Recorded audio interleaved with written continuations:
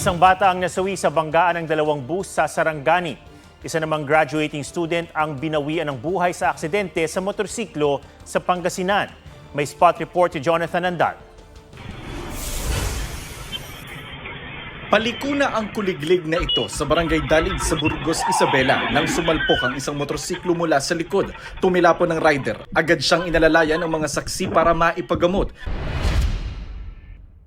Isang bus ang sinalpok ng isa pang bus sa Malungon, Sarangani. Sa 41 sakay ng binanggang bus, dead on arrival sa ospital ang isang lalaking 8 taong gulang. 14 naman ang sugatan, habang ligtas ang lahat ng pasahero nang nakabangga ang bus.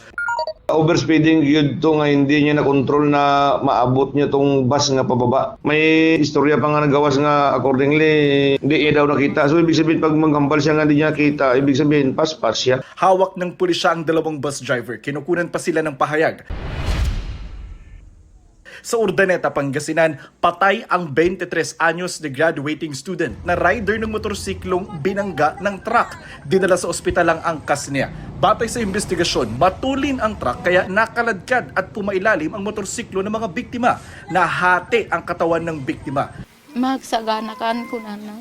Apaya, pictorial mino, minay. Tinapik na pa ni Papa na nga. Pakayam timag na ako. Ngun kayak, ngukukan niya manak ko na na. Few meters kung saan tumigil yung truck tsaka yung motor, nagliyab na po yung motor at tsaka yung truck. Agad rumisponde ang mga bumbero para apulahin ang apoy sa mga sasakyan.